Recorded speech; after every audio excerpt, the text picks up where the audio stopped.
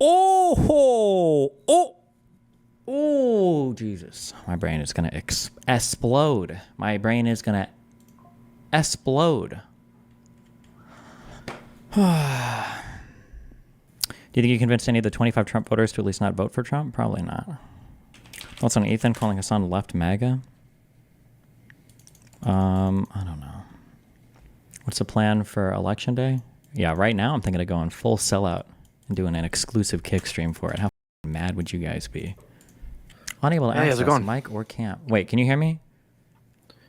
Bro, I hate this Riverside program. Why the f are people using it? Why does this program, even downstairs it had issues. Why does this program always have problems accessing my shit? Use Chrome or Edge and restart your browser. Let's give it a good old Control F5. What is Riverside? Everybody uses like a different... Everybody has like a different stupid program that they use to record online. It's so annoying. It's a call recording thing, yeah. Can you hear me? Hello? It says unable to access mic or cam. If I go on Google right now and I Google webcam test site, webcam test, I'm on some random website, test my cam, and it works. Fuck, I have very low bandwidth today for bullshit. I shouldn't say bullshit, I'm sorry. Hold on. Jake. Control F5 is the hard refresh. What if I do it maybe in an incognito tab? Open incognito. Does incognito even let you use your mic and shit? Oh my god, there we go. Me, I guess. This stupid. Oh! What? Hello? Wait, the camera just disappeared. Camera off, camera on, mic off, mic on. Unable to access cam or mic.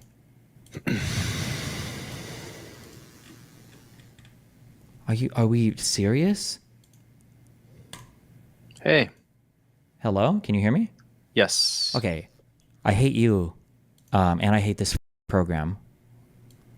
Can you still hear me?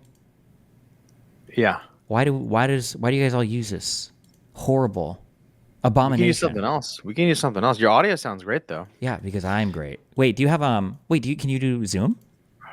Yeah, I can do that. I mean, well, wait, you're hesitant. Why? What's wrong? What's going on? Talk to me. Because with Zoom, it doesn't. You can't. The recording of Zoom will only show one person at a time. I think. You can click the thing to make it so that all the parties shown everything. No.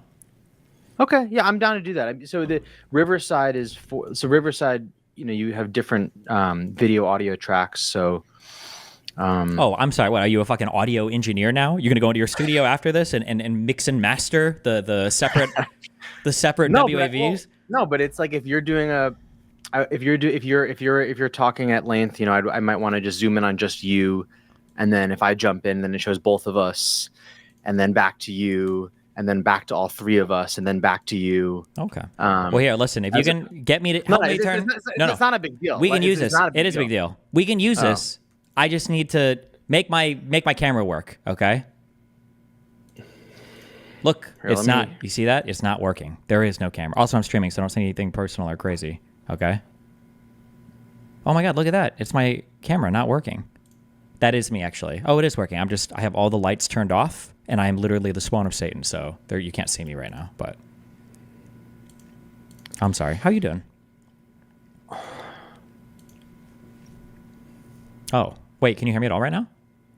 Oh, unable to access camera right. Okay. Oh, wait. Oh, shit.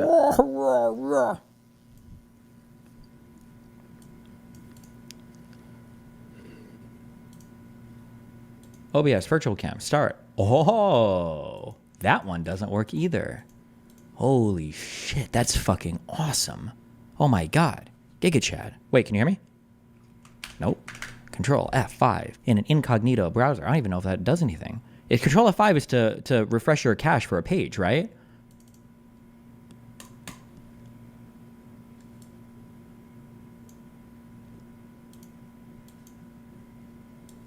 Are you hangry? No. I ate so much of your mom's puss this morning.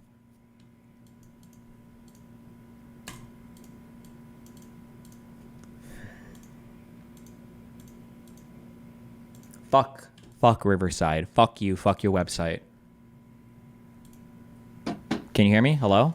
Yo, yeah, we can switch to Zoom. Like if this takes more than Wait, can you hear me? 2 minutes, because Luke is also having trouble connecting, I think, Fuck that guy. or Google Meet or something. Camera. Wait. Hey, Can you hear me? hey, yes. Wait, sorry, one sec. We're here. Sorry, Luke. Here, one sec, Steve. Let me just. I have Luke on the phone. You can Hey, have all Luke. the sex you want. No problem, buddy. Yeah, exactly. Okay. Luke, are you able to join? Yeah, I'm getting on right now. Okay, I'll see you.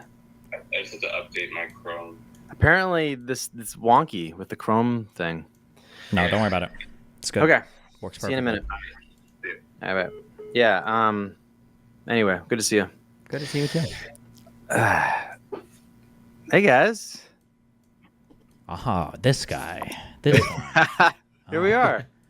By the way, Steve, this is the best. Look at my lighting. I'm figuring this out. I'm figuring this. I'm proud of you. Yeah, nice job. Thank you. No, I appreciate that. Yeah, and your audio doesn't sound like shit for once. Yeah, did you clean your ears out today? No, your audio. Anyway, yeah. Okay, so, quick time check. Luke, I think you said you have a hard stop, like at the top of the hour, maybe, or 90 minutes, just in case, like we're flowing, and I want to. Yeah. I mean, probably just sometime before 3:30 would be okay. Good. All right. Well, I will try to honor that. So yeah, just 2-second intro, and then let's just dive in. Actually, let's just dive in. I think you guys, basically, I'm all about having good faith deep dives to get into the crux of the issue, and I feel like Jubilee leaves people kind of blue-balled because they have these 30-second things, and I people want to understand it better. And it's Saturday, the election's in like 3 days, so it's pretty timely. Let me start rolling, and I'll do a little intro, and we'll just kick it off. Whatever you want, man. It's your show. All right, cool. Luke Melkesian and Stephen Bennell, thanks so much for joining me today. Hey, thanks for having us. So I saw you guys debate on Jubilee a few days ago. You were talking mostly about the border, about asylum, and issues with Trump and Kamala and how they'd each handle the border. So my question to you guys, and let's kick it off with Stephen, is Stephen, why is Kamala better for the border than Trump? The easiest and simplest thing to say would be that the Democratic leadership has shown that they can get a bill into Congress that both houses of Congress are willing to pass. Donald Trump was not able to get legislation into Congress to pass anything. So I feel like the Democrats would do a better job at doing something about the border because Donald Trump can't seem to get Congress to get together to pass legislation. What do you think, Luke? I mean, there's a lot. I would say the first thing my mind goes to is the bill that actually passed through and is sitting on Chuck Schumer's desk right now, which is HR 2. And the biggest difference between HR 2 and the Senate bill that everybody's talking about is that HR 2 actually addresses the problems, where the Senate bill is just a disguise to make the Democrats look like they're actually doing something for immigration, where the bill itself, the Senate bill I'm talking about, does nothing to change our immigration numbers. And we can get into depth a little bit more about that, but that's my initial response. So I feel like the problem with HR 2 was that initially Republicans had already supported the bill that Trump pulled the plug on, and it feels like that bill, because it was already supported by Republicans and because Democrats were willing to support it, if it wasn't ready to be passed, which I think it would have been, they could have at least negotiated on it, but they didn't negotiate on it. They pulled the plug on it completely.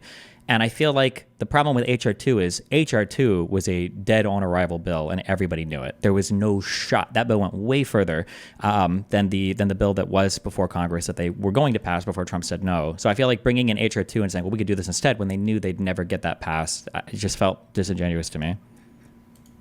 Yeah, but I mean, HR 2, when you look into what the details of it are, actually would do something for the border. HR 2 would, I believe it was 22,000 additional Border Patrol agents that they would have at the border. They had an increase in various funding. They had, I forgot the term that they used. It was essentially an incentive to Border Patrol I think it was a retention they called it, which gives Border Patrol more incentive to remain in their job. They had some kind of asylum restructure within the bill, and so it would actually do something. The Senate bill, yeah, they had a average that they would cap it out, which I believe was like a weekly average of 5,000, and once it reached that, they would shut down the border.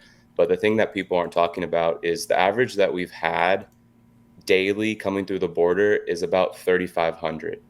So if you cap it at 5,000 individuals, that's still allowing over 1.2 million illegal immigrants coming into the country. So I personally think that this Senate bill was just a political move by the Democrat Party, like they say the same thing about Trump's reason as he supposedly shut it down.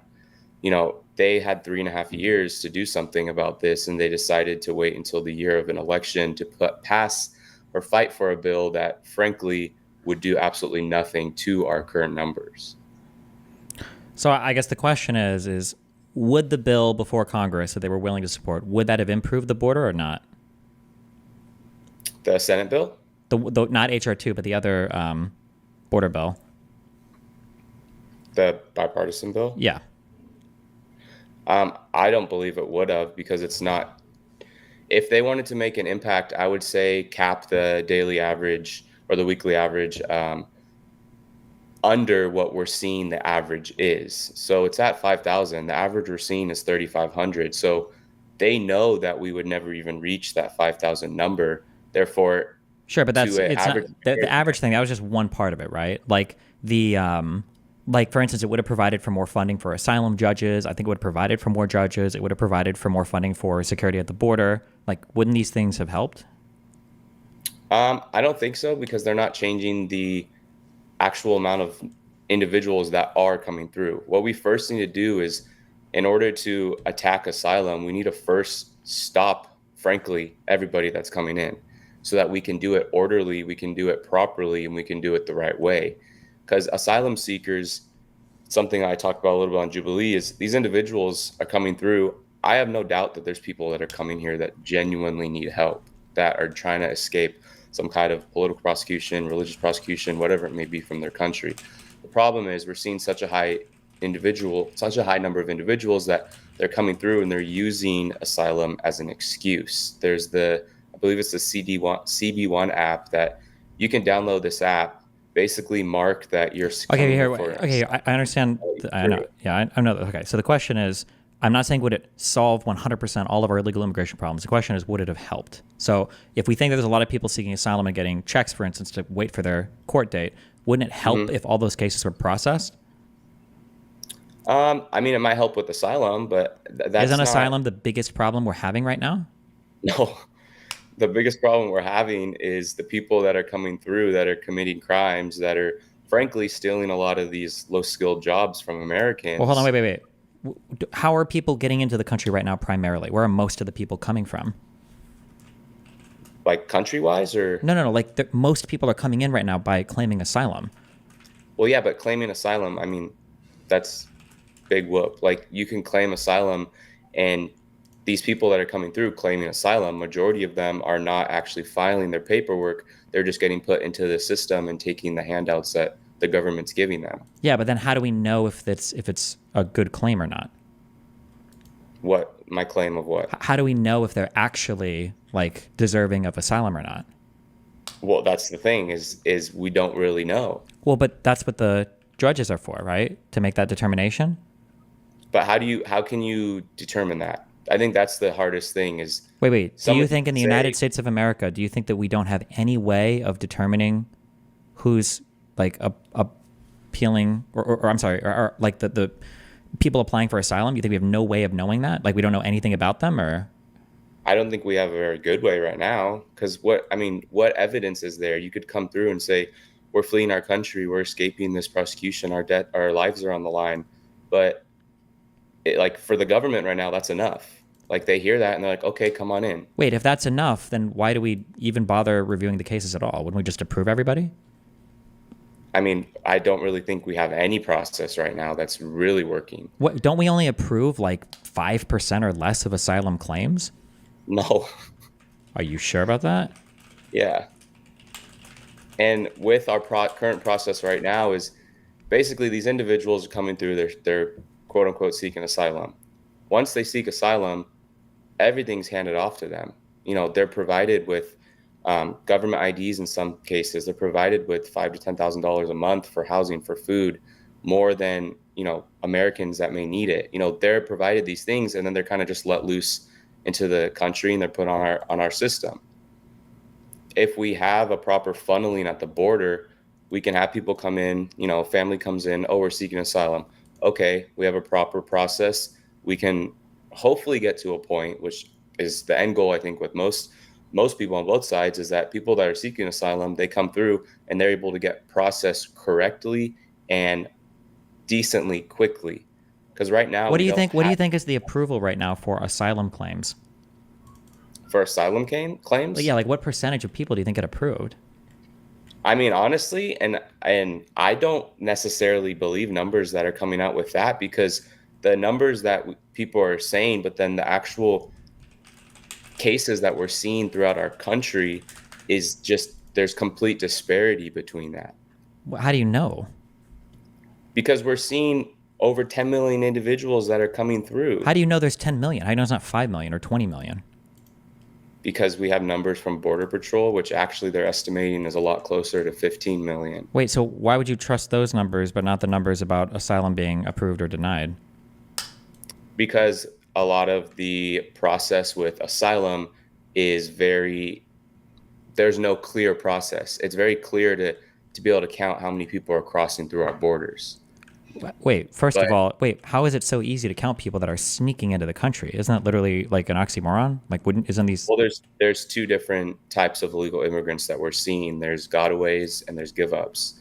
The give-ups are typically those that are quote unquote seeking asylum, which are very easy to count. But those people, we wouldn't count those people as illegal immigrants, right? We are, because they're illegal immigrants. Wait. By definition, or what does illegal mean to you? What does that word mean, I guess?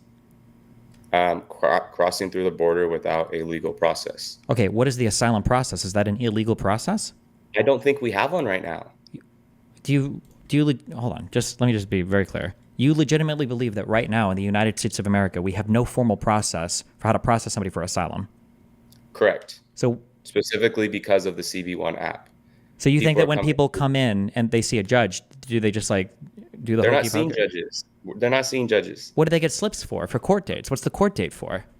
What the process that we have right now, and this is from people that have been at the border, they walk in, they seek asylum, or they get taken, or whatever, what's the word, intercepted by Border Patrol. They seek asylum and they're given paperwork, but half of these people are not filing their proper paperwork for asylum. So if we can figure out some way to figure out a process, I'm all for that. And I think both sides are for that. Okay, when I'm just... Do we have is there a chat in here? Yeah. Where is it? Can you... Oh, okay. Hold, I just look it up. So when I go to the USCIS website, okay, so I have the affirmative asylum process. So I have like 7 steps here. Arrive in the U.S., apply for asylum, fingerprinting and background/security checks, receive an interview notice, interview, asylum officer makes it... Like, in each of these, like, have subcategories of things as well. Are you saying that this process doesn't exist, or nobody does it, or... Honestly, I'm saying it's not happening. These individuals are coming through the border. They're seeking quote-unquote asylum. They're getting put on a train, being sent to New York, being housed in hotels, being handed... Hold on, none of these things are contradictory. Wait, none of these things are contradictory. Like, hold on. You're saying that when they come into the United States and they claim asylum, what are you saying is happening? They are giving them resources and just frankly placing them around the country. Wait, isn't giving an asylum seeker, a legitimate asylum seeker, resources, isn't that a good thing? Like if a family is fleeing like persecution in a country and they come to the United States... They're not taking proper processes to actually legitimize if this is true. Wait, then what is this? What am I looking at on this USCIS website? What is this? I understand you're looking at something, but that's not happening. How do you know that's not happening? Because the numbers are not matching up. What do you mean? What numbers don't you think are matching up? If this was the proper way that it's happening, we would not have 10 million people coming through our country. They're coming and they're claiming asylum, right? But why is it that out of all the years that people have been coming to America, these past 3.5 years have been the highest that we've ever had?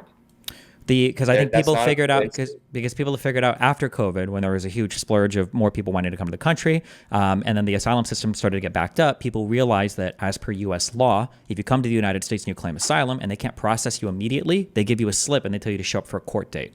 And then once people figured that out, a ton of people started coming in and just claiming asylum because you get a free ticket into the country.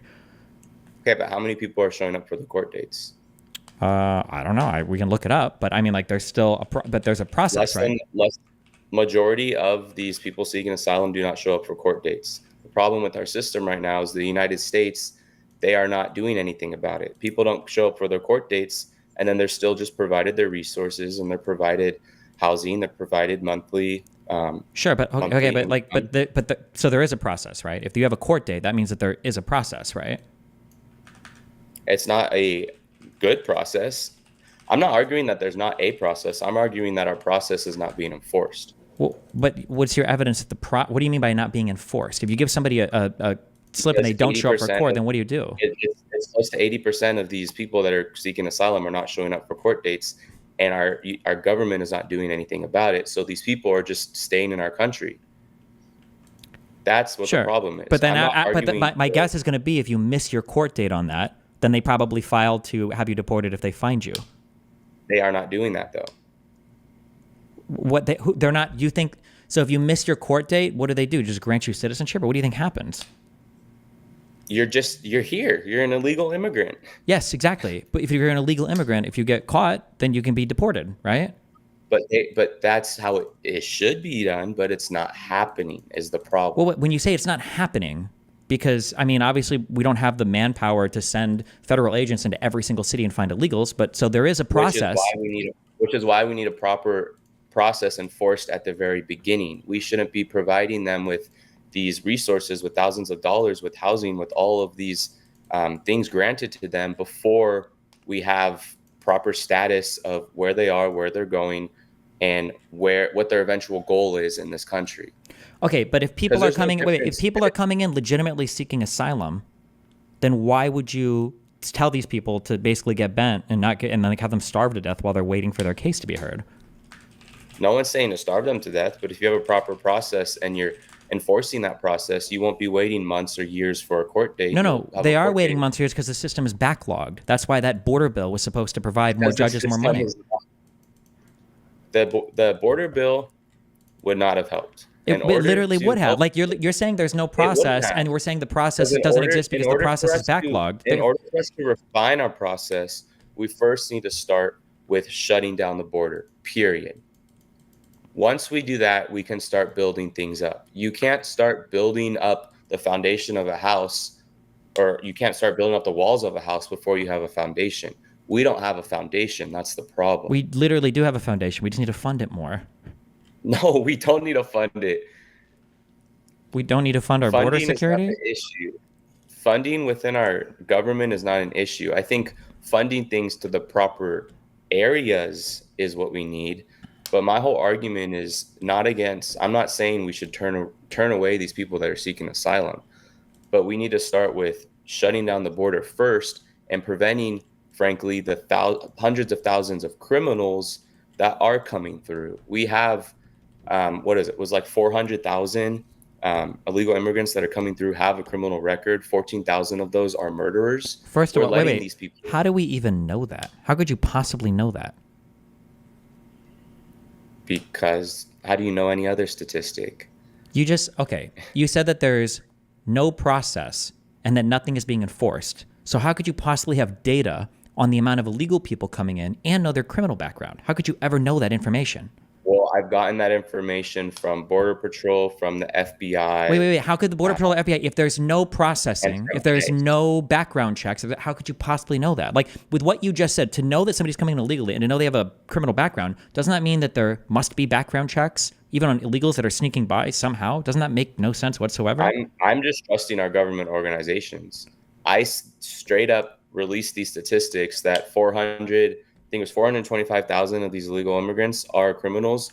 225 of those have pending criminal records that are being processed right now. Can we just think So can we just like think, like, let's think, statistics how could that you are ever telling know that? Like, let's think about that. Like, let's say that I tell you that there's an invisible purple unicorn, right?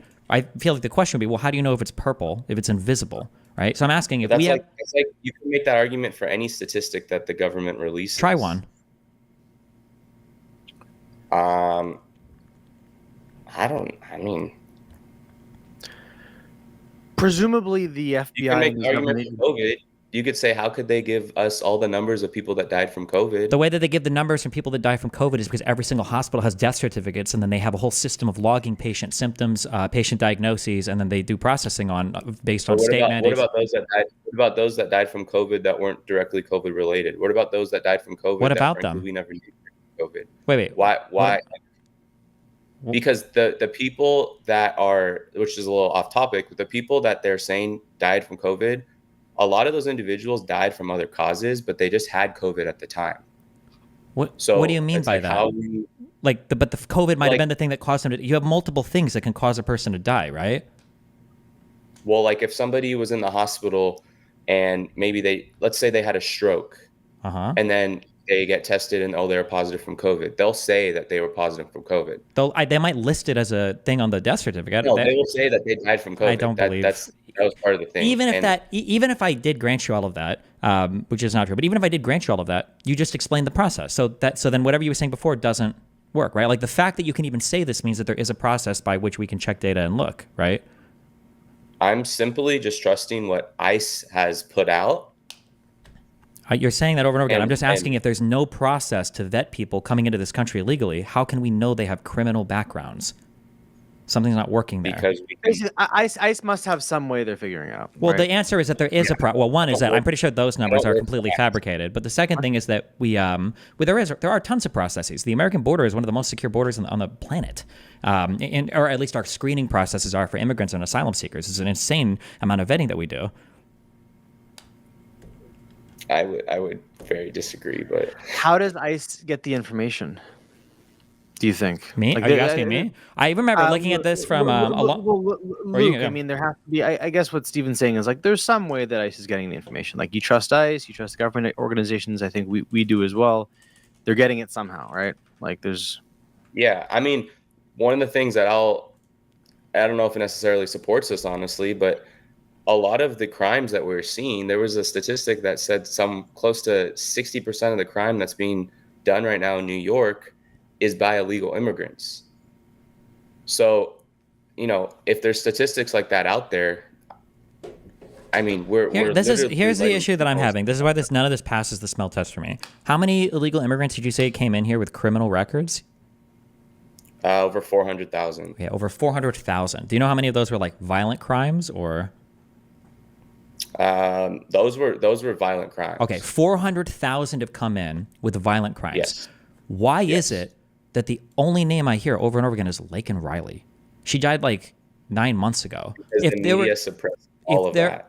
Hold on. If there were hundreds of thousands of violent illegal immigrants with violent criminal records that were coming into this country, wouldn't there be like dozens of people getting killed every single day? Why is it one person that I hear about for a year?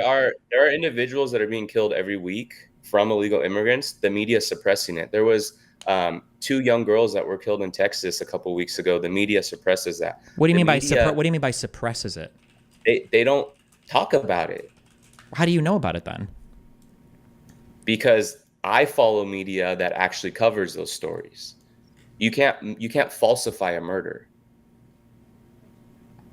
I don't know what you mean by falsify a murder, but so it's not, I mean, my guess is whatever whatever the names of these people are. If I look these up, my guess is I can probably find a news article about it. No.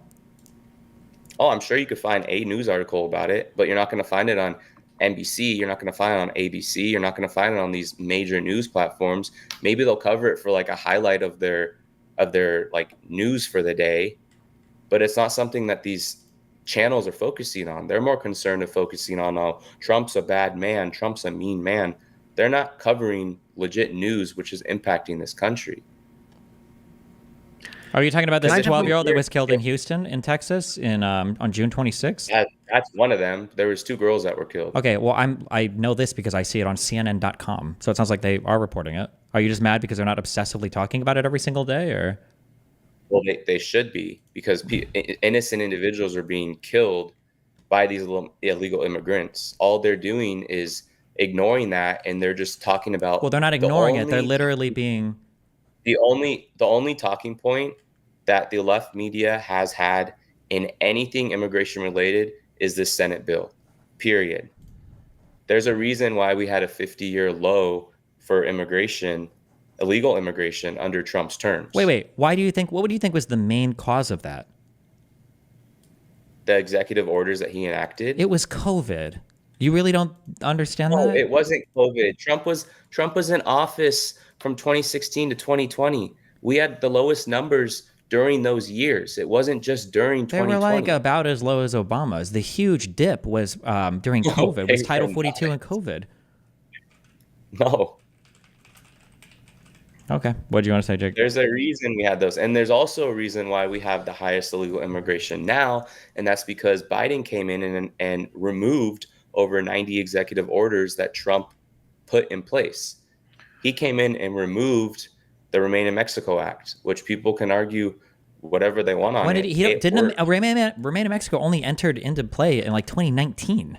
So it's not even like a huge factor for the majority of his presidency. That was still during his term. Yeah, but most of this was over COVID, right? So it's just like, I think you're finding every little way that you can justify the numbers that we've had during Trump's term. I don't think you know. I don't even know if you know what it means to like be an illegal immigrant. It sounds like you just think everybody that's here, like every single person that's come here to claim asylum, is an illegal immigrant by your definition. Like, correct.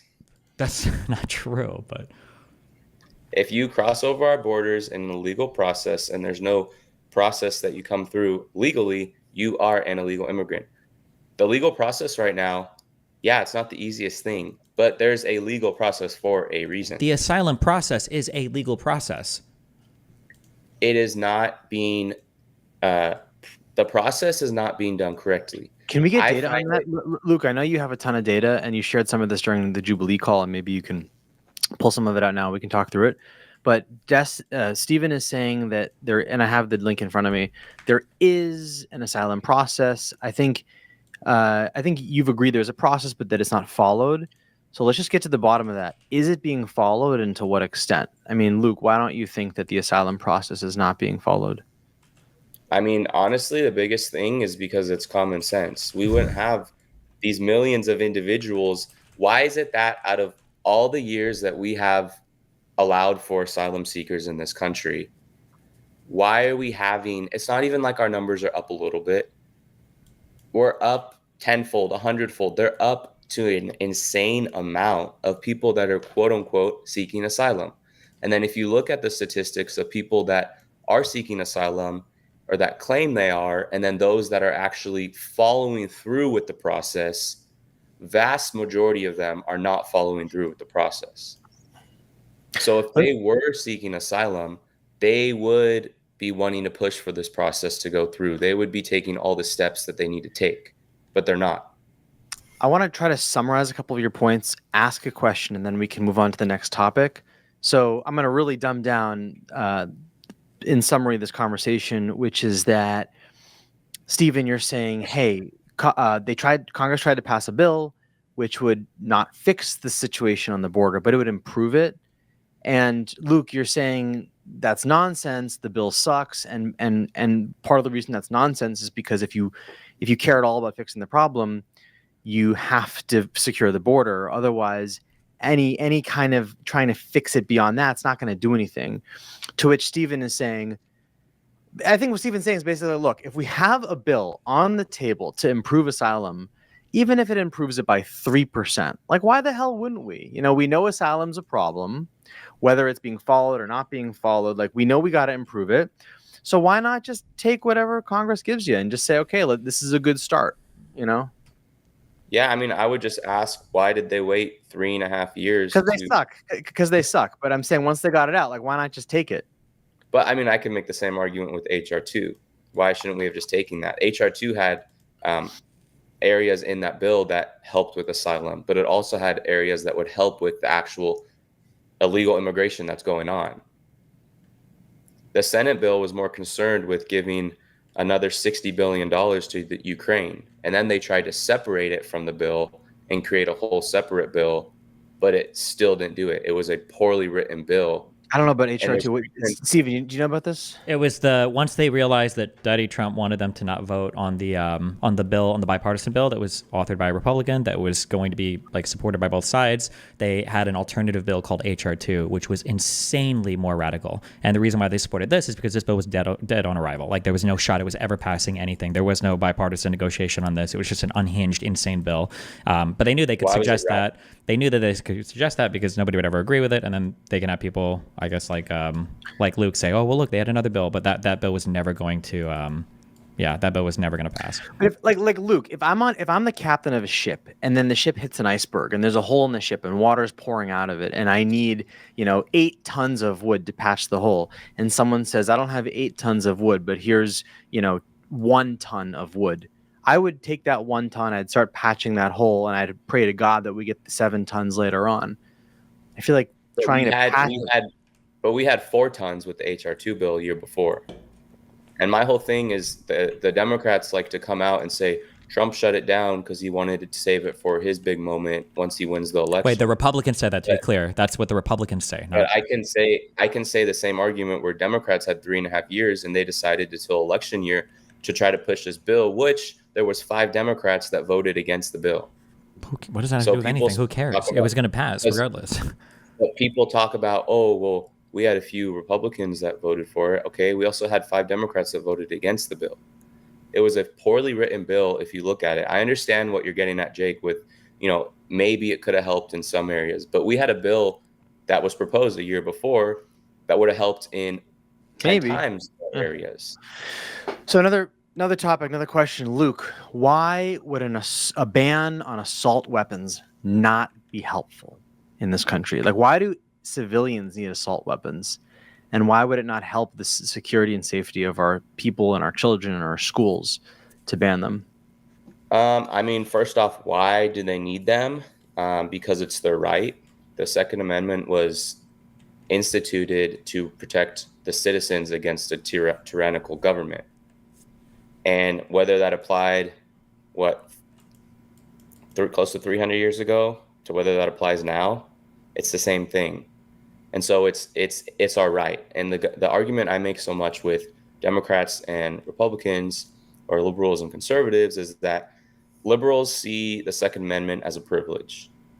Conservatives see the Second Amendment as a right. And why simplest way an assault weapons ban would not help is because less than 5% of homicides are by assault weapons. You're more likely to be killed by a car than not even just an assault weapon, but a gun. So why are they pushing for this? Like, it's not the problem. The biggest problem is that we have a mental health crisis in our country that liberals so often just want to ignore. These people that are involved in mass shootings, these people that are ahead of these shootings, you can't point out a single individual that is mentally sane. And I'll even bring up the guy that tried to assassinate Donald Trump. He wasn't mentally sane. I would bet if grenades were legal, then you'd also find people who are mentally unstable to be the ones more often using grenades to kill people. It doesn't mean that grenades are not very dangerous, though. Correct, but if you don't attack the problem, that removal of legalization is just a Band-Aid. A big stat that I hear so much from the liberals is that, oh, well, Great Britain or England has the lowest gun death. Well, guess what? They have the highest stabbing rate in the world because they don't have guns. Steven, where do you stand on this? I mean, you've got what looks like an assault rifle behind you, but you're a liberal. So help us understand. What's your stance on assault weapons bans? I don't care much about assault weapons. I think it's stupid political capital. I don't think it's worth talking about. Also, that's a shotgun, motherfucker. Oh, okay. It's got a green thing in it. So, Luke, why do you think the FDA and Big Pharma are threats to society? Oh, jeez. FDA and Big Pharma. Why do you think those are threats? I think both of them are, in my opinion, not just big threats. I think that the biggest threat to our country The push for not only the types of foods that we have, the push for a big thing that I don't know if you guys have followed at all, but it was back in, I think it was like the 40s, but it was a big thing between the National Heart Association and Procter and Gamble, where they paid them off to essentially push this claim that these seed oils, canola oil, corn oil, all this stuff is, going to help with your heart and is a benefit for your heart. And then now we're finding all these things of how bad it is for you and how just terrible it is and how it actually is worse for your heart than a lot of these other more, I guess, whole, less processed foods. And so I think they're the biggest threat because they're the ones that are benefiting most off of our illnesses. Steven, thoughts on this topic of interest? People that sell heating pads benefit off of people being sick as well. I mean, people that sell food benefit off of hungry people. People that sell homes benefit off of people that want shelter, and people that sell clothes benefit from people that don't want to be nudists. I mean, that's not an argument against anything. The United States is one of the biggest innovators of medical research in the world. Conservatives that say that they don't trust the FDA or they don't trust any medical stuff or pharmaceutical stuff in the United States sure seem eager to inject their insulin every month or day or week. I don't know how often you take the newer synthetic analogs, but and their dick pills and their hair pills. So I don't know what to say. I mean, if people don't trust big pharma, then I guess don't take any drugs. Don't do any ibuprofen. Don't do any of that shit. And I don't know. It's just a baseless claim. Like who does it better? Like who do you trust instead?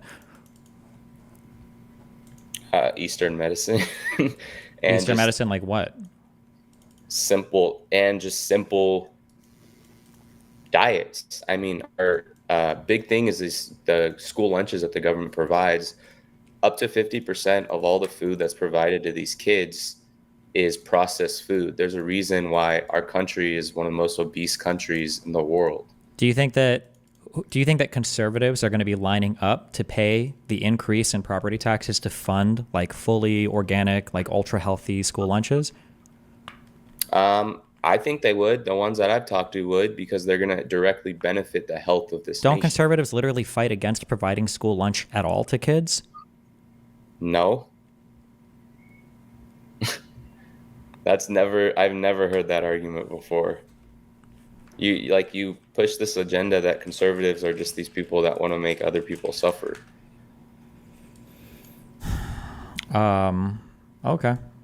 I mean, we've seen the increase of, frankly, autism diagnosis that I relate directly to the FDA and big pharma. There's a reason why back in the 70s and 80s, for every 10,000 kids, you had 2 to 4 of those diagnosed with autism. Now, 1 in every 36 children is diagnosed with autism, and 1 in every 22 boys is diagnosed with autism. And I direct that. Do you think, or is it a mistake? When I look at, we're just curious. So I'm looking at states that have free lunch to students, and I'm seeing California, Colorado, Maine, Massachusetts, Michigan, Minnesota, New Mexico, Vermont. Do you think that if I were to look up, do you think like Alabama, Louisiana, Georgia, Idaho, Montana, would I find a bunch of like conservative states that why don't they have free lunch? I'm not sure, but that's not a strong enough argument to make a claim that conservative states don't care about kids, because maybe certain conservative states don't have, frankly, the funding. Alabama and these states that you're listing, they're not the highest economic states. Okay, well, this article is from last year, June 15th, and this is about how the Republican Study Committee, of which some 3/4 of House Republicans are members of, on Wednesday released its desired 2024 budget, in which the party boldly declares its priority to eliminate the Community Eligibility Provision, or CEP, from the school lunch program. That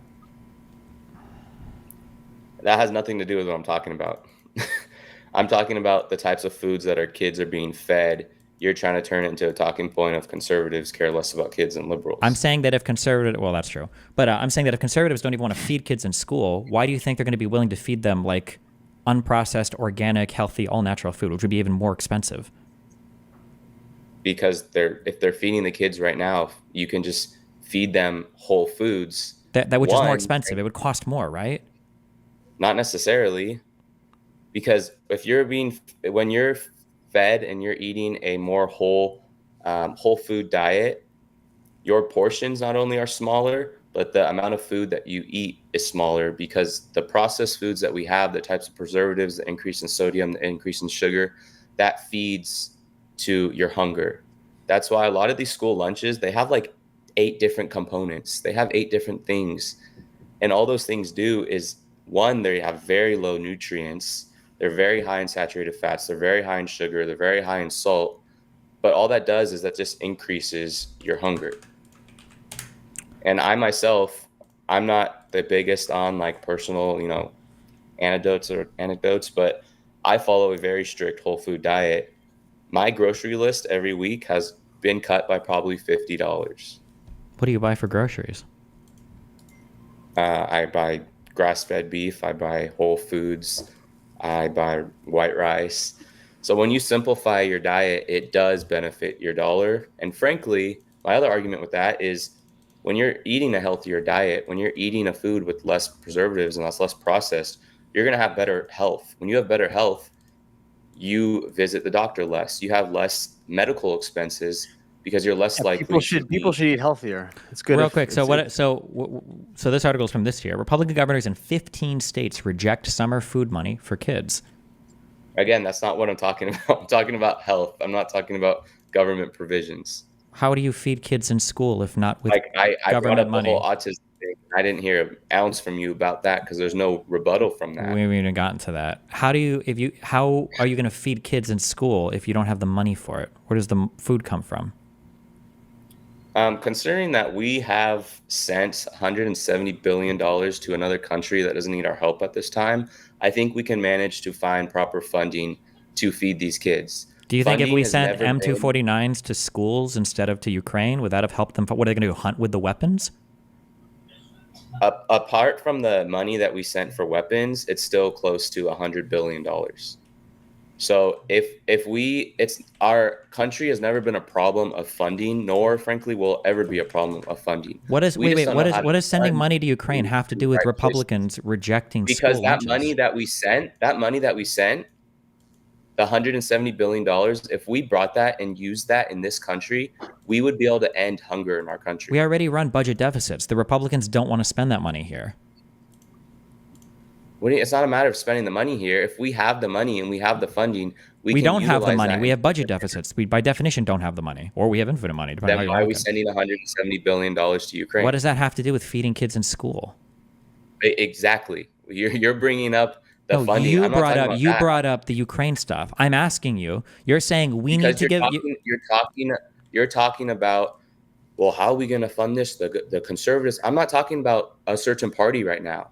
You're the one that brought up party. I didn't bring up party. Stephen, he's saying if we didn't send $100 billion to Ukraine, you could use that in the cafeteria. But one, that's not true, because you could just spend it in both places. How do you know? Because I know how the government budget works. But then that's your same argument you made about the border numbers. How do you know? How do I know what? Give me some type of law or some type of history that shows that we would not utilize that funding.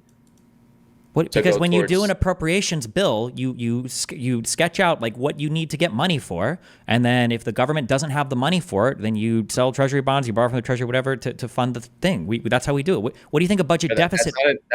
That's not an argument of stating if we use that $170 billion, we wouldn't potentially use that or could use that to benefit the kids. You're just making an assumption. Okay. Steven's getting sick of You're just making an assumption. Steven, I want to argue with you. Hold on. I just have to catch up to where the fuck I'm even at in this conversation. Yeah. If we spend money past a budget deficit, right? Like, let's say, for instance, I'm going to go take out a loan. Let's say that I'm going to go to the bank and take out a loan, okay? I'm going to the bank. I'm going to borrow money. And I'm going to borrow that money because I want to buy 5 bikes. If somebody tells me, hey, we should buy a skateboard too, then I'd probably just borrow more money. But I would never say, like, you'd never go like, oh my God, like, why did you buy 5 bikes? If you would have just not bought one of the bikes, we could have bought a skateboard. I'm already getting a loan. I just take out a bigger loan. But that's how you are. That's not That's how the federal government works. Do you acknowledge that we have a... You can't make that argument for the government because you're saying they wouldn't utilize that money, $170 billion, to benefit our country. Because you can't, because it has to be appropriated. You have to ask for the money. It's not just sitting there. It's literally borrowed. That's why it's a budget deficit. That's why it adds to the debt. Okay, so then we could have borrowed that money to fund the needs in our country. But Republicans don't want to. Republicans don't want to do that. Where are Republicans talking about funding it? Also, can you acknowledge it's 30? Send $170 billion to Ukraine. It's 35. It's 35. It's $35 billion is how much money we've sent to Ukraine. Most of it is in weapons and military supplies. Okay, $170 billion value-wise of whether it's weaponry. So you would rather send missiles and airplanes. If we would have gotten the students on the F-16 program, they could have flown to Indonesia to buy cheaper food. Even he's saying the money. He's saying the money is transferable. I'm saying the money. It's the whole point of you turn this into a party thing. It is a party thing. It's not nonpartisan. It's literally Republicans. Of the FDA and taking care of our kids and taking care of our health and taking care of our country. Our country is turning into one of the most unhealthy countries in the world.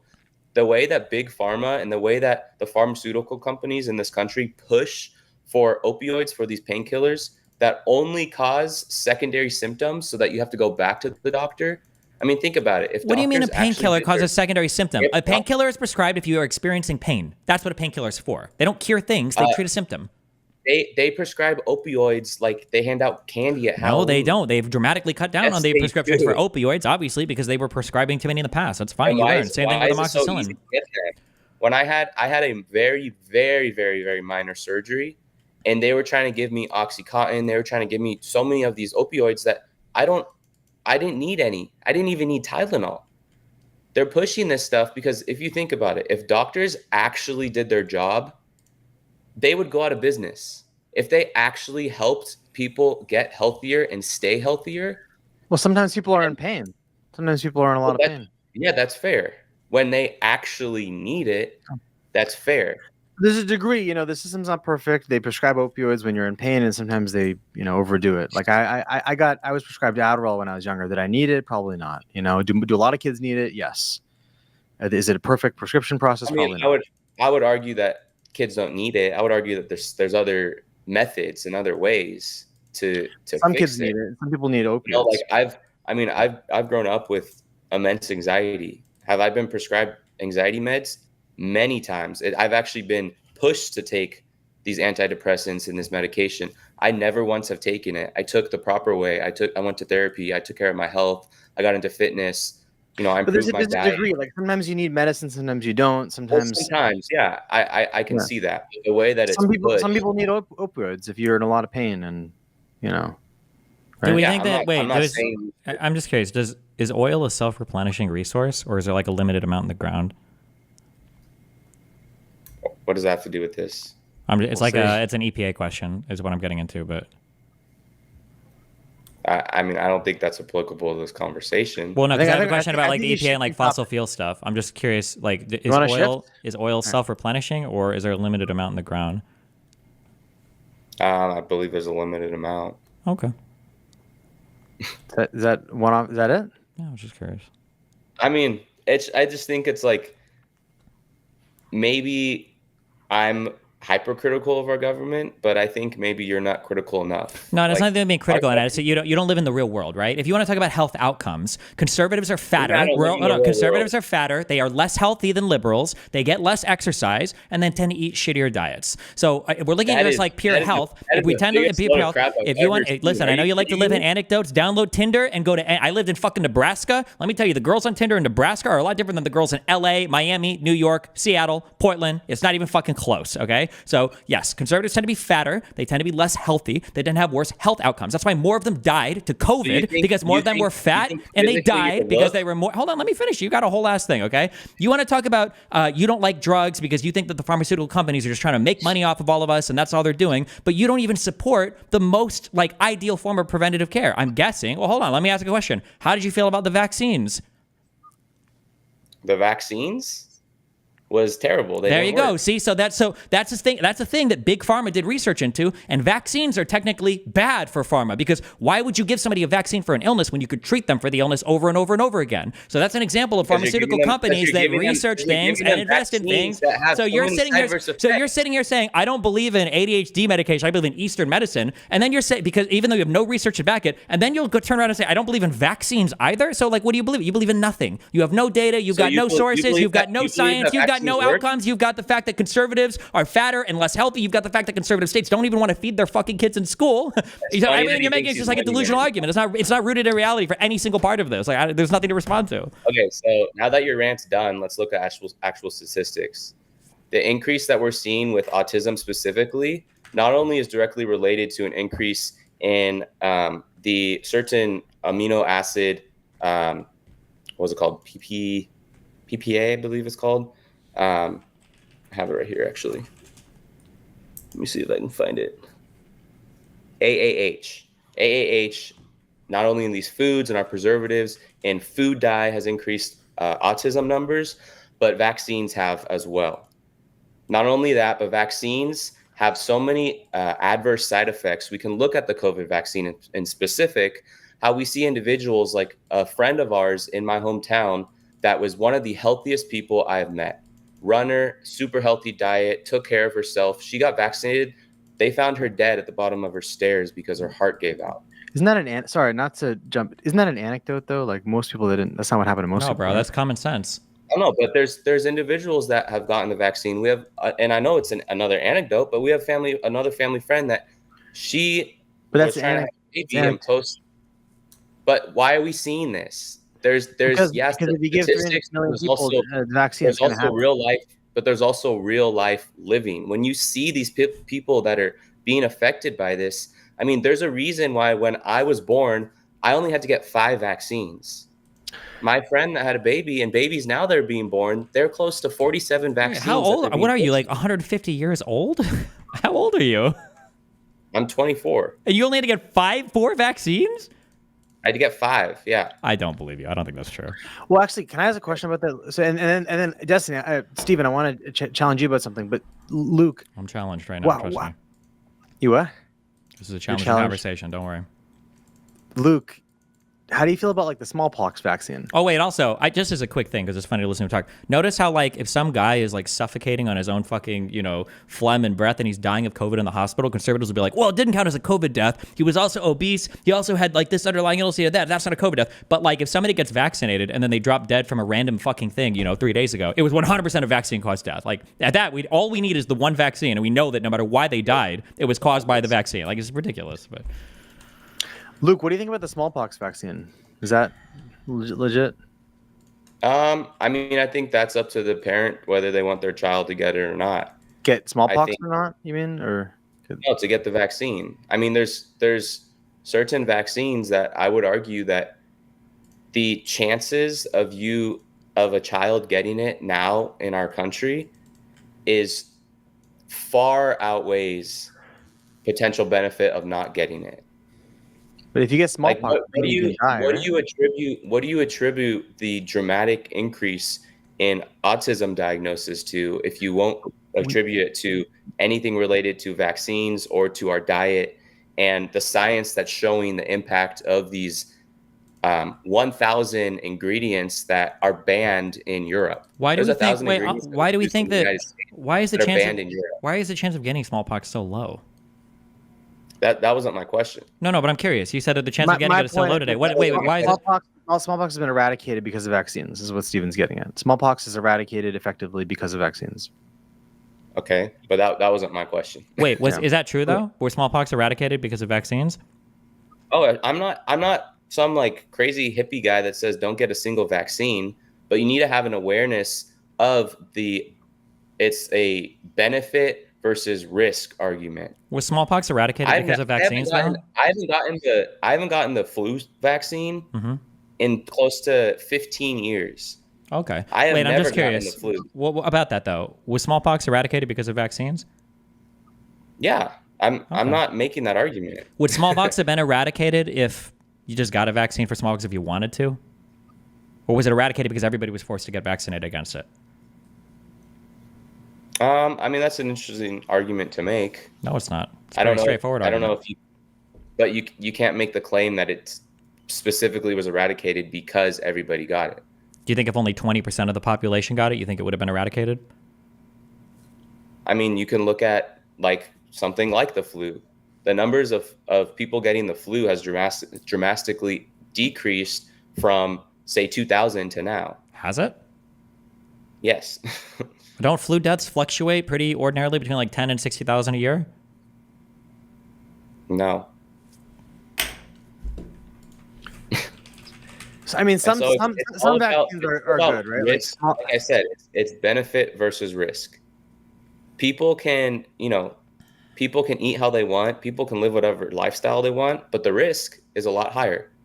I think the one thing that I will give Gavin Newsom credit for, and I'll probably bite my tongue for this, is he's pushing to ban food dyes from our candy, from our food, because the effects of this is detrimental. I mean, it's a petroleum. Why does it make it look like hospitalization and deaths for the past like 10, 15 years for the flu have been like kind of like up and down? Like, I'm talking about something else. I feel like I bring up solid points and then you kind of just you don't bring up anything. You bring up like anecdotes and random fact, and then when I fact check you, you're always wrong. You're wrong on literally everything, and then you want to move on to the next thing, of course, because you have no data to back anything. That's where your mindset is at. Yeah, in the factual world, I'm aware. You can't admit to these things that are happening. So you don't believe that consuming a petroleum-based food dye is going to have an adverse effect on your health? Yes or no? I don't know. In the long term, it probably depends on the amount that you consume, and it probably depends on other lifestyle factors as well. So something like petroleum that should not be consumed by people, you think would just petroleum sounds like bad. Probably you shouldn't eat petroleum if you can get, but maybe it's like this is what I was talking about. It's called a propionic fatty acid. It's a short chain fatty acid that is one of the most prevalent preservatives that they're attributing to an increase in autism numbers. Do you think it's beneficial to have less autism diagnoses? I would say so, yeah. So then shouldn't we look at the very likely causes of these increases? Sure. So would you be in favor? I mean, like, here's sure. Well, here's one. Would you be in favor of banning red meat? But again, you're throwing things out there. You're throwing red herrings out there. No, I'm not. I'm asking. I say, okay, we ban the food dyes. We ban all the food dyes. Okay, and then next, would you be in favor of banning red meat? No, and I know the argument. So you have bullshit. Nothing. You don't mean anything you're saying. My diet, diet, most insane fucking shit I've ever heard in my entire life. I'm jumping in. Luke, what he's saying is that. He knows what I'm saying. He understands what I'm saying. Well, he thinks you're using a red herring with red meat, and I don't. It's not a red herring. He just has no principles. He doesn't care. These are all just like buzzwords and shit. He probably eats. He probably has like a whole can of like dyed food that he eats for fun, like on the side. The most like the yellow, the most cancerous, the most toxic food dye ever. He probably just drinks it raw. Oh, so you can admit that it's cancerous, that it's doing something, and it's causing. Let's, for the sake of argument, let's say it is. What Steven's saying is there's lots of things in our diet that are bad for us, like red meat. I think that's what Steven's saying. Is he's conceding. I know that you're not a very big fan of these personal anecdotes. My diet consumes primarily of grass-fed red meat. My health has been the best it's been in years. I have probably 20 other people in my life that follow the same exact diet. They've had the same exact results. Okay, I've had 30 people that I've known, and they all had like severe cancer diagnoses, and then they started to food dye yellow all their food, and their cancers went away without even getting chemotherapy. Really? I really do not believe that. They literally did. They all live in LA. I can give you their names. Okay. Steven, you're recording. Wait, hold on. And guys, I appreciate this, and Luke, I hope that you don't feel like I'm attacking you here, because I appreciate you joining. I know who I'm talking to. I can present him with facts, and he just doesn't want to Well, entertain. hold on, Steven. It says you're no longer being recorded. It says Destiny stopped recording. I don't because know of how to low fix it. It's a storage. browser thing. I have literally no idea. So maybe Shit, fuck. get towards the. Let yeah, me I just don't know. stop this for a second. We did get an hour, so worst case. Is it my browser or is it No, but your it's probably browser? mine because I had to open this in an incognito tab to get it to work. So my guess is going to be that the sessions are I'm probably. surprised. You're the tech guy. Why? What's up I with you? hate Riverside. Okay. What else do people use? Literally anything else. Discord, Zoom, fucking Skype. Fucking. Yeah, but Zoom, like, you can't. You have to have the people panel, and then Zoom. It's one recording. It's like one monolithic recording. Base. Whatever. Okay. So we're running up on time. I'm gonna try to Doing a recording again, right? Yeah. We're taking a little break right now. Also, this allows the recording to kind of upload. So where I want to go from here, and Luke, I appreciate you doing this. Like, I do want to be as kind of moderate as possible, and I know that I don't do that always. I'm kind of taking one side or the other, but anyway, I don't know. So I think I want to if we have like 20 minutes or so, I want to ask. Steven, I feel like I want to push you on the gun thing. I feel like you kind of brushed that away, and I feel like I'm not a big gun regulation guy. What do you mean? I don't care much about it. What about it? Yeah, I think you should care about it. Why? Well, and then Luke, I want to ask you a question also about Trump and stuff like the questions you probably get all the time, like how do we contextualize like Jan 6 and this stuff, and his character, because anyway, and then other than that, I mean, just since we're taking this little intermission while I figure this out, is there anything like, Luke, that you want us to go to so that you feel like this is fair and everything? And I don't know. I want No, I mean, like, any topic you think we should go back to? No, I mean, I don't know if there's arguments I can make that are going to get anywhere, because everything. I actually think a lot of these things we're talking about spectrums. Like, we're talking about, like, you both believe that there's an asylum process. Steven, by the way, it says Destiny in your corner, so it's not my fault. To be clear, also, we are not on the spectrum anywhere. Okay, we are in totally different worlds. He doesn't even believe that there's. He thinks that everybody coming in for asylum is an illegal immigrant, right? He has no idea how part of the system works. But Steven, you both agree that asylum is a process that exists, and Steven, you think it is in effect most of the time, and Luke, you think it's in effect very little of the time, but you both agree it exists. You both agree it's not perfect. You both agree it can be improved. And then you disagree about, like, to what extent is it ruptured. That's how I understand. I think we both agree that asylum is a noun that starts with the letter A. That's it. Okay. All right. Well, so also this thing, I should just ditch Riverside. This is such bullshit. Like, it says the recording is still uploading. All right, I'm going to start again. I'm going to click record. It counts down. And then, Luke, I'll make sure that we wrap up before 3:30, okay? Yeah, you're good. All right, cool. And by the way, Luke and I live like 10 minutes away from each other, apparently. Cool. You need to get on that all red meat diet. It's really good for you, apparently. Yeah.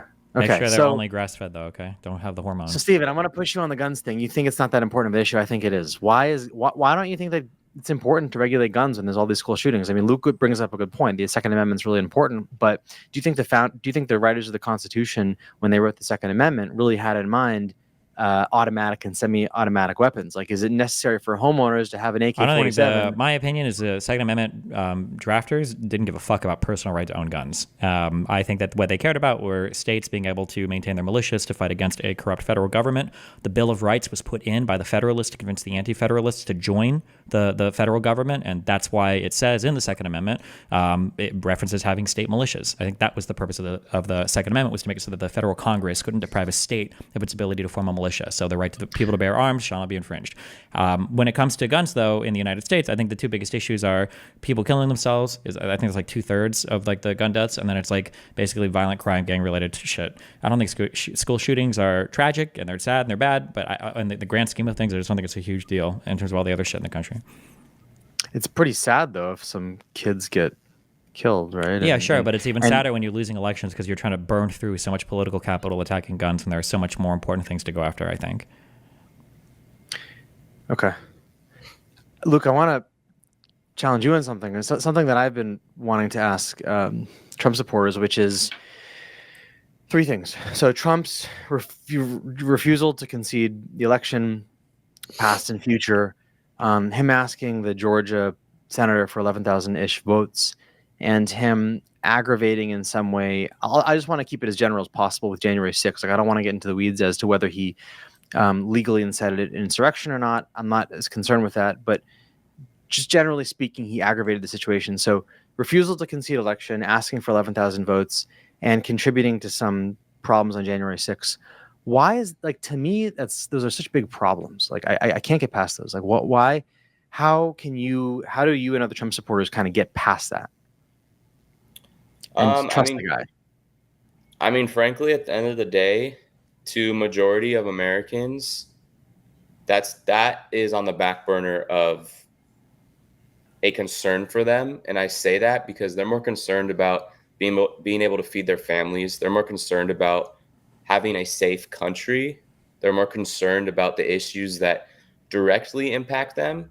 And honestly, I don't think majority of Americans go so in depth with that stuff to entertain that, because we're more concerned about those things that will impact us on every day. I mean, the biggest thing for me that I've been impacted is I'm trying to buy a house.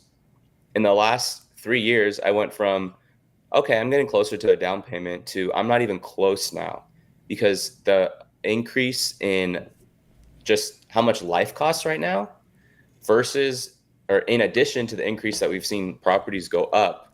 I mean, I won't be able to afford a house for maybe 5+ years now, which hopefully still, someday, but those are the issues that I think Americans are more focused on. And I also make the argument that, if, even though I have a lot of views on January 6th, whether I think it was legitimized, whether I think there was some inside stuff going on, if this happened on the liberal side, I would not still be talking about it 4 years later. The reason why they talk about it so much is because they want to make the argument that such a big threat to democracy. They say it was the worst thing to happen, that it was worse than 9/11. I mean, that's insane. But if that happened 4 years ago, I wouldn't be bringing it up. The reason why they bring it up is because there's no other arguments. They can't see what Trump is doing. And with Trump, why I fight so hard and far for him is because he puts America first. What broke my heart was seeing that billions of dollars we sent to Ukraine, was seeing billions of dollars we're using towards illegal immigrants, but then we're seeing vets that served our country being kicked out of their own housing so that we can house illegals. We're seeing families that lost their entire livelihood from this hurricane given $750 if their application is accepted. That's not putting Americans first. How do you feel about the fact that Donald Trump threatens to withhold FEMA aid from states, if that kind of stuff bothers you?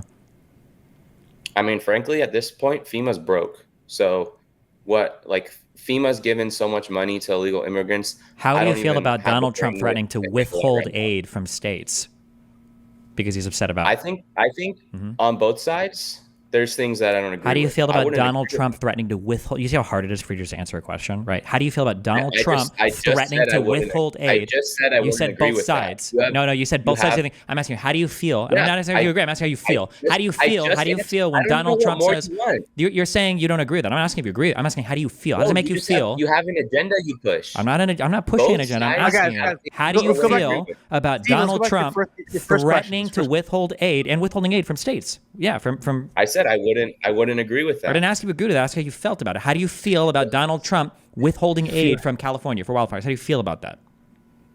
He's saying he doesn't like it. You're saying you don't like it.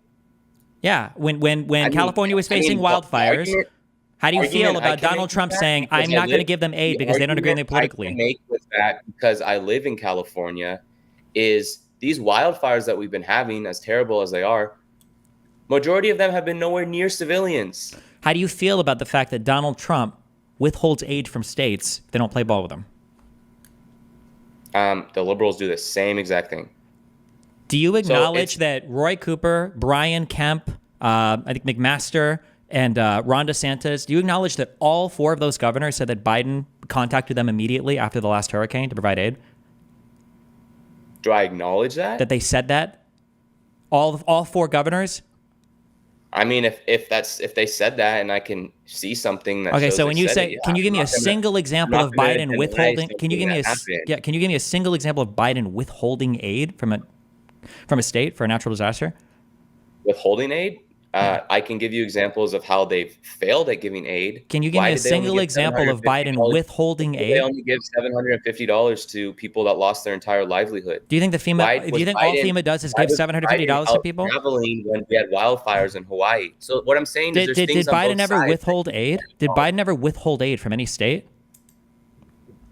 What do you mean withhold aid? He gave As in, like, so for example, when Donald Trump's department only approved 1% of the aid that that North Carolina asked for after the hurricane in 2016, when North Carolina only got 1% of their aid approved, or when Donald Trump denied aid for a few days to California because he didn't. This is all you do is find the things that maybe he didn't do. Why aren't you looking at the things he did? I'm looking at the things he did do this. He denied a thing. That's the thing that he did. He denied it. Presidents aren't supposed to deny. They're not supposed to play politics like that. You can't even give credit where credit's due. He housed people at his residence in Florida that were being impacted by the hurricane. He was out on the grounds of people that were impacted by the hurricane. He was out there. You can't acknowledge that. Who, I can Trump? acknowledge yes. I can acknowledge if he withheld things. Why the fuck do I care if he's out on the ground trying to win votes? Exactly. That's your thing. Who did Donald Trump help when he was out on the ground? What are you talking about? Okay, do you have another question, Jake? It's like he can't acknowledge. I think Luke. Well, see what Luke is saying is. Hold on, wait. I'm actually curious. Wait, hold on. Did you graduate from college? Did I graduate from college? Yeah. Did you graduate? Yeah, from college? I did. I also think college is a waste of time. Wait, when did you graduate from college? 2021. Okay, you graduated from college 3 years ago, and you're 24 years old, and you're upset that you can't buy a house right now? Do you know everything you're saying is like fucking delusional? Yeah, like fantastic? Because I've been working hard, and if how many 24-year-olds, 2 or 3 years out of the full 4 year, how many of them can afford a house? So I can't be Luke, successful. I am an ageist. I hate young saying people. you're ambitious. No, it's just ridiculous, bro. It's just so crazy. So I can't be successful at 24 years old. I didn't say you can't be successful. I'm just saying that you weren't even shopping for houses under Trump, but you're like convinced it was easier to buy one then, and now you're like upset that you're 24. You're a couple years out of college. Do you know that? You could afford a house while you were in high school, while you were in college. I was working. I work in real estate. I was working in commercial real estate, and I was working during college. What do you mean you're working in commercial real estate? What does that mean? I was working. I was a real estate agent. I don't know what more you want. So when you say you were working in commercial real estate, what you really mean to say is you were a real estate agent that maybe showed an office or two and made like $5,000 in a year, maybe? What do you mean? You were working in commercial real estate? Yes, that's exactly what you mean. You don't need a college degree to have your real estate license. I didn't say you needed a college degree, but I'm saying that when you went from working in commercial real estate to just telling me that you were a realtor for some commercial properties, especially given how fucked the commercial real estate was during COVID, my guess is you probably didn't make that much money. So I doubt you could have afforded a house back then. Real estate during COVID was not as bad as it seems because I work in the one of the industrial capitals of this nation. So next up, Jake. He likes to. So the places that had the most offices weren't impacted that much by COVID. Oh, crazy. Okay, all right. I mean, look, it's pretty impressive if you can buy a house at 24. That's what I think. I think Steven's impressed. Well, it's only because we live in a capitalist economy. Yeah. Next. But Steven's point about FEMA. I mean, I think you're saying, Luke, that my personal hesitance towards Trump because of the rhetoric around not giving up, saying the truth for me is that it really pisses me off that he thinks he won the election when it was proven over and over and over again that he doesn't. And politics is so confusing about which policies are right and which ones actually benefit us. And that's why there's all this debate. That's why it's not that Republicans are right and Democrats are wrong. Like, there's a two-party system for a reason, is that we can't and we'll never get to the bottom of some of these issues. Should taxes be higher? Should taxes be lower? I don't know. What I do know is the guy's kind of an asshole because he refused to concede the election. He doesn't want to concede another election. And you can say, well, Bill Clinton did this and Kamala Harris did this, but no, it does seem to me that he is uniquely selfish and uniquely a liar. I mean, I would say just, something that I think both sides lock on is all they do is point out the bad that individuals have done. Kamala has done some very terrible things. Kamala almost sent a mother to prison for truancy because her daughter was taken out of school because she had sickle cell anemia and she needed treatment. The terrible things that Kamala has done is almost did something. She prosecuted a single mother, for treating her daughter with sickle cell anemia. She kept a man in prison who she knew was innocent, and she was forced to withhold the evidence to let him free. She has done terrible things. The thing is, the difference between her and Trump is he actually has good things to back him up. He has a good 4 years where our country was in a very great place for an average American. 4 years? We were in a great place in 2020? So you would say he was responsible for the downfall of 2020 at the end of the year? You said that we were in a great place for 4 years. Was the country in a great place during 2020? Let me say 3.5 years. 3 years. Okay, cool. There you go. Pandemic. Gotcha. So she doesn't have anything to back her up. She has a failed record in California. She has a confusing stance that she stands on, whether she's starting to lean more conservative or she's super progressive. She doesn't know if she's black one day or Indian one day. She fakes these accents, which drive me crazy, because if Trump did that, people would be attacking him. People would be all over him. Oh, that's terrible that he's talking in a Mexican. You realize that Trump literally made fun of a guy with a disability, right? Like, he's literally on camera doing this, and you guys don't care. You have no standards for Donald Trump. Like, that's not true. But again, that's pointing out something bad. What I'm getting at is she only has bad. She doesn't have good. Yeah. She doesn't have good things that she's done. She's been vice president for 3.5 years. Speaking of vice president, why isn't Donald Trump running with the same vice president that he won the election with last time? That's, again, a sidetrack. Okay. Why is it that 40 out of 44 cabinet members from Trump's administration aren't endorsing him for president? You don't have anything to back her up with. All you have is things why Trump is a bad man. You have no stand on why Kamala is the right choice. Steven, why is Kamala the right choice? You're not a pro-Kamala person. Because I think Kamala's great for business. That's why I like Kamala. Why? Yeah. Yeah, because I'm getting into commercial real estate. I think Kamala's policies are just. Yeah, there you go. He doesn't have anything, so he's just proving my point. Well, I'm just okay. Let's say I want to do. Okay, let's say that I want to go rent like a part of a building or whatever. What kind of loans would you recommend me, Luke? Exactly. See, what kind of loans would you recommend me? I'm just curious. Talk to me. What is? Recommend me something. Recommend me a loan. I'm just curious. What talk to me about what my finance would look. What would it look like? What's the best way for me to finance a building? Tell me. I'm just curious. That answer was the best thing I could hear. I just want to know. You got the background in commercial real estate. Tell me. What would I? Again, you have nothing to stand on. Yeah. You're just proving my point. You have nothing to stand on. All you do is hate Trump. Come on, Steven. Why do you want to vote for Kamala? Why should you vote for Kamala? We got 2 days. I hate spoiled kids with rich mom and dads who haven't put in a real day's work in their entire life. That's why. So he's choking. He has nothing. Do you like your policies? What policies? Do you want me to answer? The actual answer is, one is Kamala's proven that she's competent to hold office. She won her election for district attorney, and then from there she won the election for attorney general in California, and then she won re-election for attorney general. When Kamala Harris, from there she won election to become a senator for California, and then she was on the ticket with Biden to be vice president. So in terms of getting elected and being popular enough to get re-elected, it seems like she has a good track record there.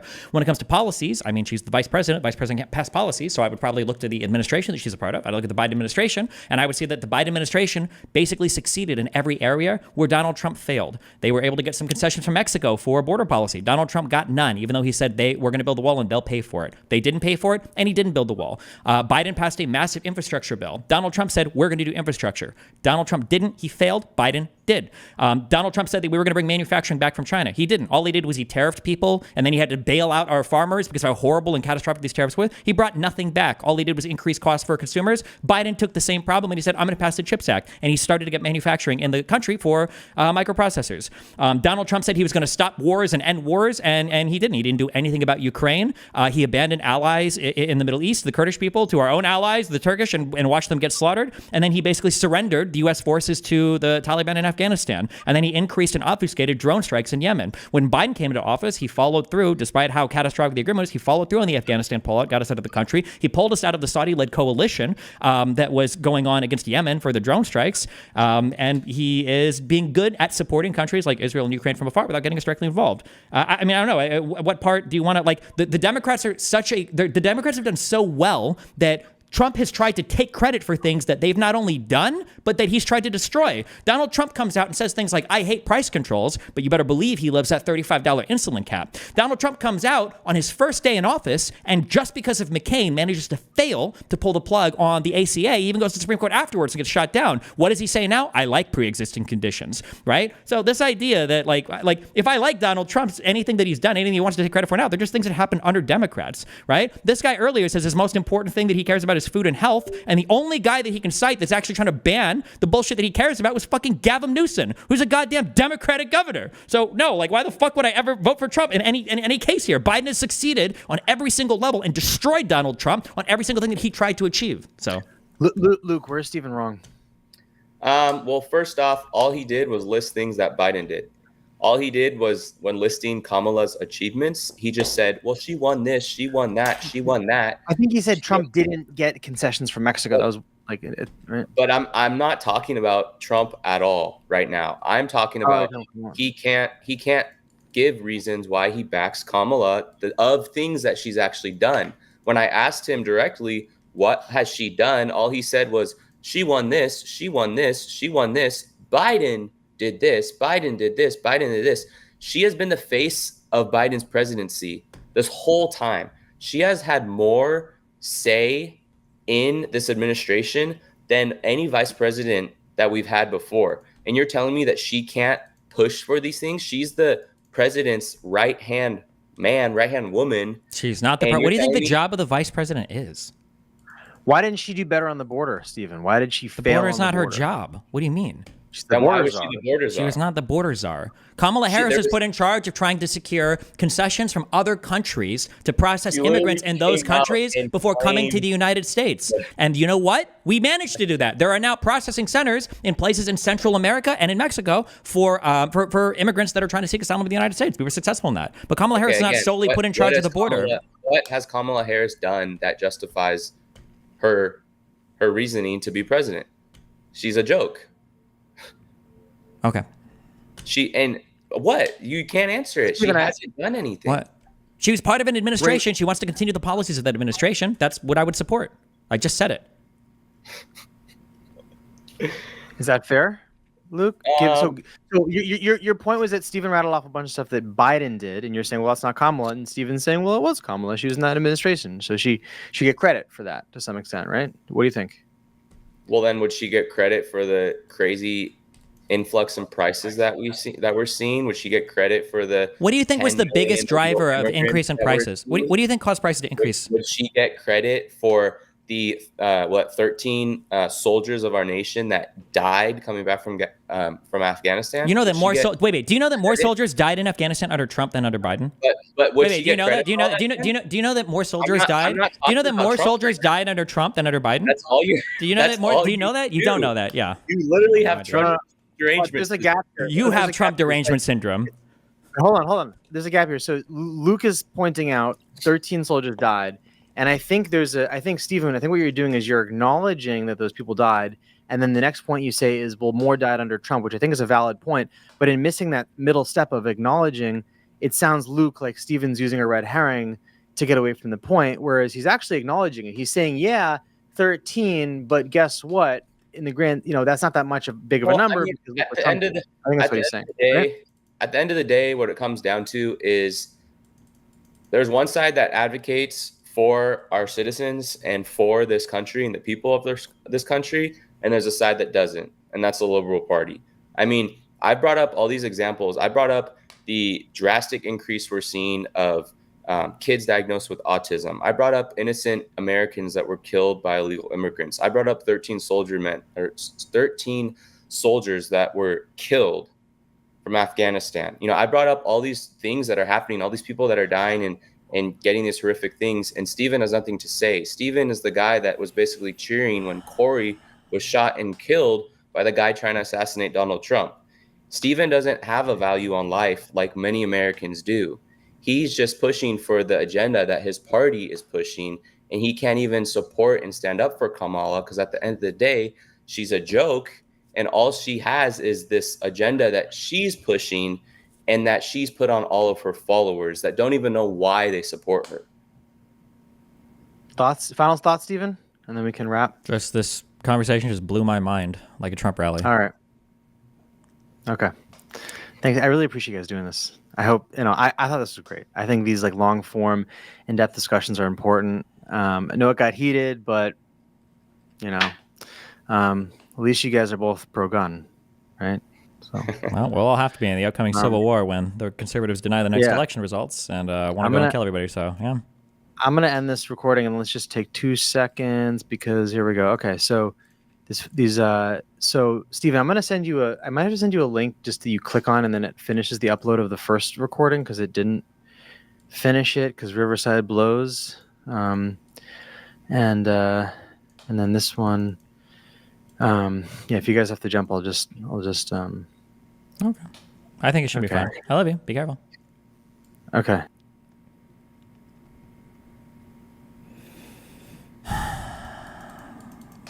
That was a mistake. How many more of these debates do I for some reason, it was probably the Jubilee shit. A ton of people like reached out to me like, oh, we should let me set up a debate and blah, blah, blah, blah. And I'm like, fuck. I don't think I should have agreed to some of these. The last guy, though, yesterday was fine.